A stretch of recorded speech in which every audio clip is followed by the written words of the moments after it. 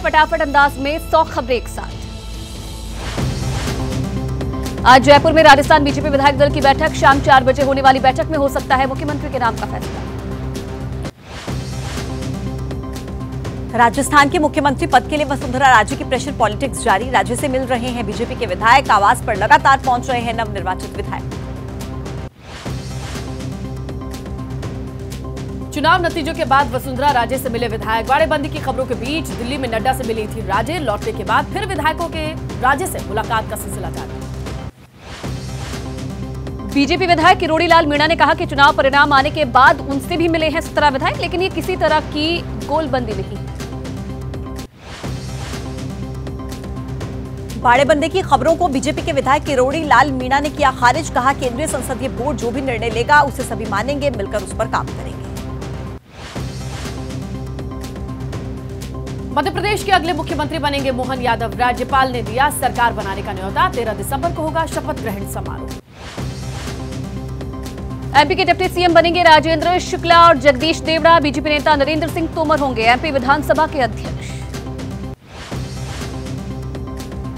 MP विधायक दल का नेता चुने जाने के बाद राज्यपाल से मिले थे मोहन यादव। पेश किया था सरकार बनाने का दावा। साथ में थे शिवराज सिंह चौहान और बीजेपी के तीनों केंद्रीय पर्यवेक्षक।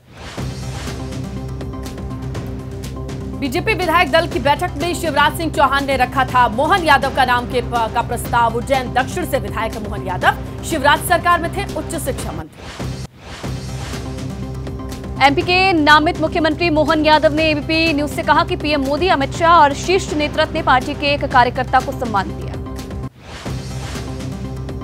मोहन यादव ने एक्स पर लिखा, पीएम मोदी के नेतृत्व में हम सब मिलकर मध्य प्रदेश को नई ऊंचाइयों पर लेकर जाएंगे। बीजेपी के केंद्रीय पर्यवेक्षक मनोहर लाल खट्टर ने एबीपी न्यूज से कहा, जमीन से जुड़े शख्स को मुख्यमंत्री पद का दायित्व मिला। हमारी पार्टी की नजर सभी लोगों पर होगी। एमपी के सीएम बनेंगे मोहन यादव। छत्तीसगढ़ बीजेपी अध्यक्ष अरुण साव ने जताई खुशी। कहा, मुझे भी उनके साथ काम करने का अनुभव रहा। वसुंधरा राजे ने मोहन यादव को बधाई दी। एक्स पर लिखा, आपके नेतृत्व और पीएम मोदी के मार्गदर्शन में एमपी में लिखा जाएगा प्रदेश और संगठन की उन्नति का नया अध्याय। सीएम आवास पर शिवराज सिंह चौहान से मिले मोहन यादव। कार्यवाहक सीएम ने मोहन यादव को दी बधाई।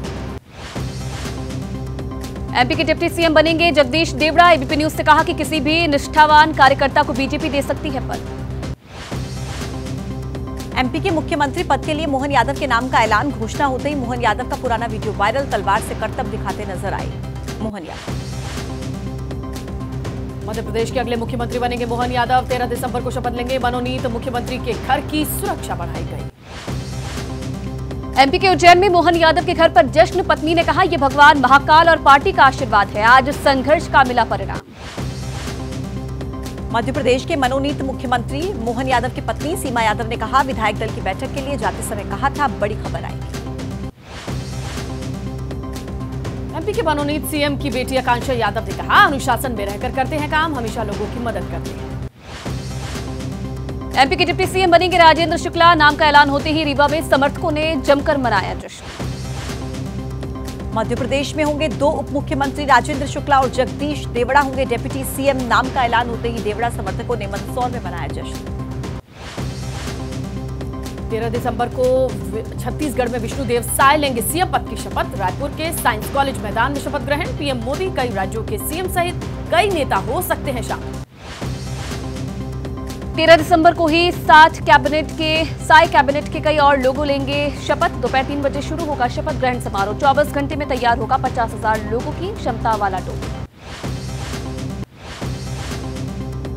छत्तीसगढ़ कांग्रेस ने अध्यक्ष दीपक बैज ने विष्णुदेव साय को बधाई दी। अंदरूनी कलह को भी बताया कांग्रेस की हार की वजह। कहा, घर की बात है, घर में की जाएगी। कांग्रेस नेता पवन खेड़ा ने कहा, शिवराज सिंह चौहान को बीजेपी मार्गदर्शक मंडल में भेजने की तैयारी। हर लोकप्रिय नेता से मोदी असुरक्षित। आज राजस्थान की करणपुर विधानसभा सीट के लिए जारी होगी अधिसूचना। 5 जनवरी को होना है चुनाव। कांग्रेस प्रत्याशी के निधन की वजह से हो गया था स्थगित। राजस्थान की करणपुर विधानसभा सीट के लिए कांग्रेस के नए उम्मीदवार को करना होगा नामांकन। मैदान में अभी 11 प्रत्याशी। राजस्थान के करणपुर सीट के लिए 19 दिसंबर तक नामांकन, 20 तारीख को होगी नामांकन पत्रों की जांच, 5 जनवरी को चुनाव, 8 जनवरी को नतीजे। अनुच्छेद 370 पर सुप्रीम कोर्ट की 5 सदस्यीय संविधान पीठ का फैसला, सर्वसम्मति से कहा अनुच्छेद 370 के प्रावधानों को निरस्त करने का फैसला सही। अनुच्छेद 370 पर 3 अलग अलग फैसले, लेकिन सब एक मत। संविधान पीठ के एक फैसले पर सहमति। सीजेआई बोले इतने साल के बाद वैधता पर बहस प्रासंगिक नहीं। सुप्रीम कोर्ट ने कहा जम्मू कश्मीर में चलेगा भारत का संविधान, जम्मू कश्मीर भारत का अभिन्न अंग, जम्मू कश्मीर के संविधान से बहुत ऊपर भारत का संविधान। सुप्रीम कोर्ट ने अनुच्छेद 370 को एक अस्थायी प्रावधान बताया, कहा विलय के साथ ही जम्मू कश्मीर केंद्र के फैसले पर भी सवाल सही नहीं। सुप्रीम कोर्ट ने जम्मू कश्मीर को जल्द राज्य का दर्जा वापस देने का आदेश दिया, कहा नए परिसीमन के आधार पर चुनाव हो। सुप्रीम कोर्ट का निर्देश, जम्मू कश्मीर में 30 सितंबर 2024 तक कराए जाए विधानसभा चुनाव, जल्द बहाल हो पूर्ण राज्य का दर्जा। अनुच्छेद 370 पर सुप्रीम कोर्ट के फैसले को पीएम मोदी ने बताया ऐतिहासिक, कहा कोर्ट ने एकता के साथ को मजबूत किया, ये फैसला उज्जवल भविष्य का दावा। गृह मंत्री अमित शाह ने फैसले का स्वागत किया, कहा सुप्रीम कोर्ट के फैसले से हुआ साफ 370 हटाना संवैधानिक। केंद्रीय गृह मंत्री अमित शाह का बयान, उचित समय पर बहाल होगा जम्मू कश्मीर के पूर्ण राज्य का दर्जा, सुप्रीम कोर्ट के फैसले को बताया ऐतिहासिक। केंद्रीय मंत्री अमित शाह का निशाना, कहा विपक्ष नहीं देख पा रहा जम्मू कश्मीर में जमीनी स्तर पर बदलाव, वे अपनी गलती सुधारने को तैयार नहीं। गृह मंत्री अमित शाह का बयान, कश्मीर के युवा बंदूक या पत्थर नहीं उठाएंगे, लैपटॉप लेकर चलेगा यहां का यूथ। कांग्रेस नेता अभिषेक मनु सिंघवी ने कहा कि सर्वोच्च है सुप्रीम कोर्ट, फैसले के बाद बहस खत्म, कांग्रेस धारा 370 फिर से नहीं करेगी बहाल। पी चिदम्बरम का बयान, सुप्रीम कोर्ट के फैसले से कई अहम मुद्दों का समाधान, धारा 370 को हटाने के तरीके का विरोध। कांग्रेस नेता पी चिदम्बरम का बयान, हम सुप्रीम कोर्ट के फैसले से सहमत नहीं, राज्य का दर्जा बहाल करने और चुनाव कराने के निर्देश का स्वागत। हाउस अरेस्ट के दावे को जम्मू कश्मीर के एलजी मनोज सिन्हा ने खारिज किया, महबूबा मुफ्ती के हाउस अरेस्ट की खबरों को बताया अफवाह। अनुच्छेद 370 पर सुप्रीम कोर्ट के फैसले को देखते हुए श्रीनगर में सुरक्षा चाक चौबंद, चप्पे चप्पे पर सुरक्षा बलों की नजर। अनुच्छेद 370 के फैसले पर बोले गुलाम नबी आजाद, कहा फैसले से निराशा और अफसोस हुआ, जम्मू कश्मीर के लोग भी फैसले से खुश नहीं। समाजवादी पार्टी नेता अखिलेश यादव का बयान, सीमा पर सुरक्षा को लेकर ठोस सवाल, कहा प्रदेश का बंटवारा हो गया, 370 हट गया, लेकिन चीन के लोग अंदर आ गए। सुप्रीम कोर्ट के फैसले के बाद महाराष्ट्र बीजेपी ऑफिस में जश्न, बीजेपी नेता हर्षवर्धन पाटिल ने कहा मोदी की गारंटी है तो सब होगा। टीएमसी नेता महुआ मोइत्रा पहुंचे supreme court, cash for query आरोप पर लोकसभा से निष्कासन के खिलाफ सुप्रीम कोर्ट का रुख, एथिक्स कमेटी की सिफारिश और निष्कासन को बताया गलत। अवैध घुसपैठ से जुड़े मामलों पर सुप्रीम कोर्ट में सुनवाई आज, कोर्ट ने केंद्र से मांगी थी जानकारी, पूछा जो 1971 के बाद से अवैध तरीके से घुसे लोगों की अनुमानित संख्या बताएं। अनुच्छेद 370 पर सुप्रीम कोर्ट के फैसले के बाद जम्मू कश्मीर में जश्न, डोगरा फ्रंट के कार्यकर्ताओं ने सुप्रीम कोर्ट के फैसले का स्वागत किया। ऑर्डिनेंस फाड़ने पर प्रणब मुखर्जी की बेटी शर्मिष्ठा मुखर्जी का राहुल गांधी पर निशाना, कहा उनके व्यवहार से दिखी अपरिपक्वता और उनका अहंकार। पूर्व राष्ट्रपति प्रणब मुखर्जी की बेटी शर्मिष्ठा मुखर्जी का दावा, बीजेपी की ट्रोल आर्मी की तरह ही है कांग्रेस का सोशल मीडिया। शर्मिष्ठा मुखर्जी ने कांग्रेस पर उठाए सवाल, कहा क्या वो कंट्रोल करना चाहते हैं कि बेटी अपने बाबा के बारे में क्या लिख रही है। कांग्रेस पर शर्मिष्ठा मुखर्जी का निशाना, कांग्रेस में लोकतंत्र की बात करने वाले अपने अंदर झांके, क्या इस तरह से अभिव्यक्ति की आजादी पर लगाम लगाएंगे।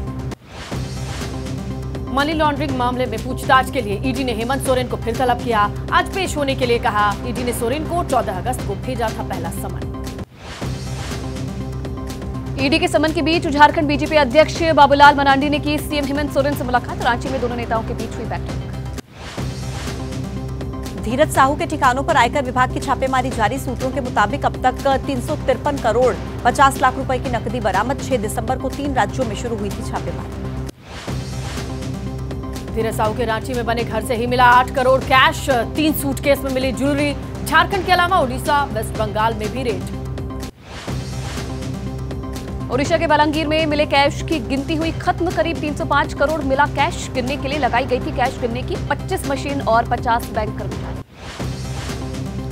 आयकर विभाग के रेड के इतिहास में सबसे बड़ी बरामदगी। 5 दिनों में ही बरामद हुआ 353 करोड़ से भी ज्यादा का कैश। अब भी जारी है छापेमारी। कांग्रेस सांसद धीरज साहू से पूछताछ की तैयारी। रांची में अभी भी धीरज साहू के घर पर जारी है गिनती। कुछ और जगहों पर हो चुकी है रेड।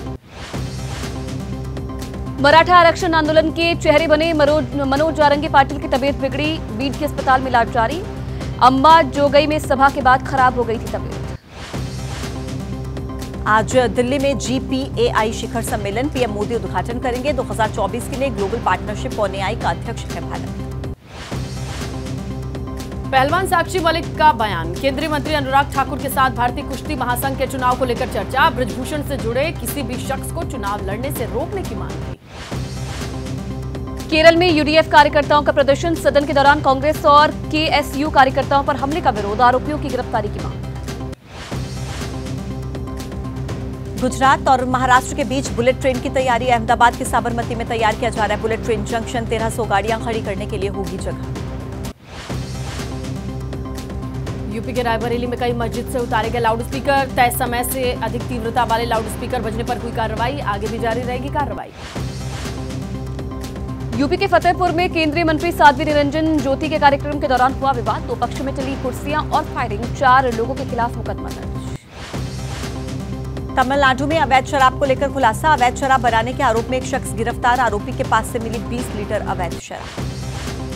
गाजियाबाद में हिंडन एयरबेस की बाउंड्री के पास 4 फीट लंबी सुरंग। मामले की जांच कर रही है पुलिस और एयरफोर्स अथॉरिटी।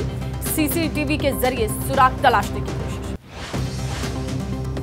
सुखदेव सिंह गोगामेड़ी हत्याकांड में आरोपी महेंद्र की पत्नी हुई गिरफ्तार। फरार चल रहे महेंद्र की तलाश हुई तेज। शूटर को रुकवाने और हथियार मुहैया करवाने में मदद करने का आरोप।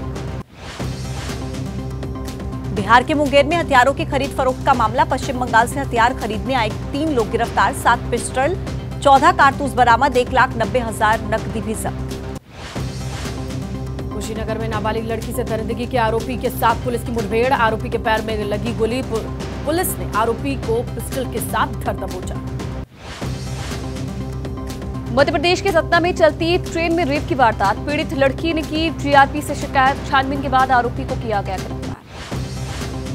पटना में कोचिंग जा रही छात्रा को गोली मारकर हत्या की गई। एक सिरफिरे युवक ने लड़की को मारी गोली। वारदात के बाद हुआ फरार। पुलिस कर रही है मामले की छानबीन। यूपी के शाहजहांपुर में महिला शिक्षक पर बच्चों की पिटाई का आरोप। गेंद लगने से गुस्साई शिक्षिका ने बच्चों को पीटा। लोगों ने सड़क पर जाम लगाकर नाराजगी जताई। ओडिशा के रायगढ़ में सामने आया वन्य जीव तस्करी का मामला। पेंगोलिन के साथ 2 वन्य जीव तस्कर गिरफ्तार। एसटीएफ ने की कार्रवाई।